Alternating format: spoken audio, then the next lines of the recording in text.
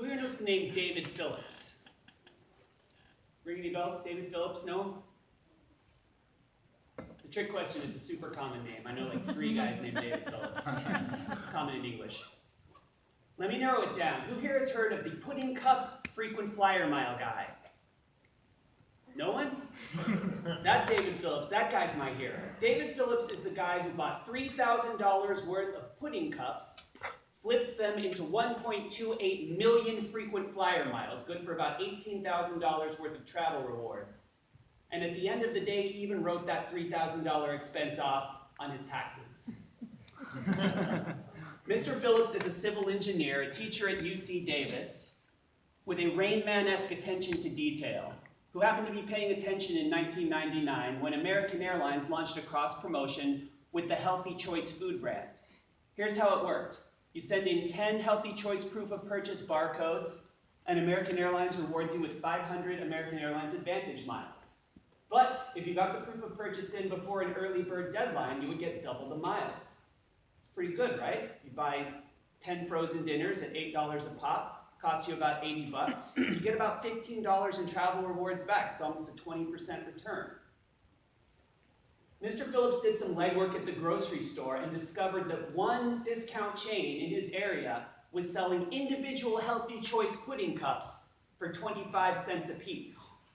10 of those only cost $2.50, but each had a proof of purchase barcode, so you could get the same $15 in travel rewards back. That's a return closer to 600%. And thus began the great Davis, California pudding cup buying odyssey of 1999. Mr. Phillips, that Mr. Phillips, drove to every branch of that chain in his area and bought them clean out of their individual Healthy Choice pudding cups. He got some strange looks, but since no one has yet figured out how to process pudding into meth, he encountered no actual opposition, responding to incredulous inquiries that he was stocking up for Y2K. Period reference. At the end of the day, Mr. Phillips had acquired what the Europeans might describe as a metric shit ton of pudding. Good to stock his American Airlines account with $18,000 in travel rewards. But first, he had to peel proof of purchase labels off of 12,800 pudding cups, while still earning a full-time income. Recruiting the help of his family only tested the patience of his wife and the limits of the paternal bond between himself and his children. What to do? It was time for another outside-of-the-box brainwave. Shout it out. Who might be interested in a surplus of packaged food? Food banks? What? Food banks? Charities for the win. Mr. Phillips called the local Salvation Army and asked them if they were interested in almost 13,000 pudding cups. And they said yes, that would be a welcome treat for the people we serve.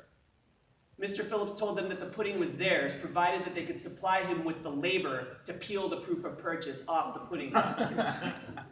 And so kindly Mr. and Mrs. Salvation dispatched their army of good-hearted volunteers. A whole team of them showed up at Mr. Phillips's house, peeled off the proof of purchase labels, and made off with the pallets of pudding as a donation. Some of you might have volunteered for the Salvation Army. Imagine if that was your task for the day. Mr. Phillips's $3,000 pudding rampage had now become a charitable donation. Some of you are ahead of me. Mr. Phillips used that donation to reduce his tax liability by $800. For those of you not keeping score at home, that puts his out-of-pocket at $2,200, and his windfall of frequent flyer miles closer to an 850% return. He then mailed in the proof of purchase labels to what had to have been a very miffed employee of American Airlines Advantage, who dutifully abided by the fine print and stocked his account with 1.28 million frequent flyer miles. And to make it even better, the rules at the time stipulated that if you ever had 1 million miles in your account, you were entitled to lifetime gold status with American Airlines. Even if he never earned another frequent flyer mile again, for the rest of his life, he and his family were entitled to cabin upgrades, priority boarding, and a host of other perks. That rule has changed, by the way. For the travel enthusiast who wishes that they could fly around the world for next to nothing, a spectacular story like this inspires emotions of, wow, why bother? Some folks just get lucky. American Airlines and Healthy Choice aren't going to make that mistake again. That's a 1 in a million success story. What chance does an ADD schlub like myself have? But there's a bigger part of the story. 1.28 million frequent flyer miles is good for about 20 round trips to Europe, let's say.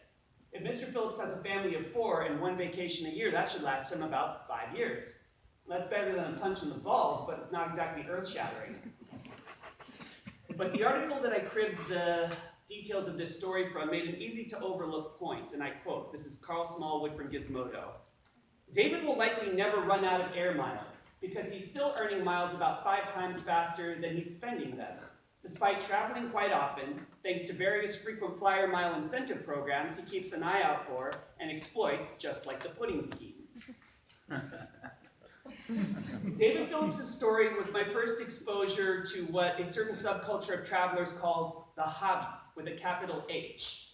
A much less flashy but more sustainable discipline by which you can fly around the world for pennies on the dollar without having to actually be a frequent flyer mile earner, like earning frequent flyer miles from travel purchases, just by leveraging frequent flyer mile offers that happen all the time. Since starting into the hobby 3 years ago, I've been to Asia, Europe, South America, and Africa 9 times, 11 new countries. Just this past week, I booked Houston to Tokyo, round trip, first class, live flat seat, champagne and caviar, a seat that retails for $22,000 if you're lucky. I only paid $260 out of pocket. And the best part is, I didn't have to buy a single pudding cup.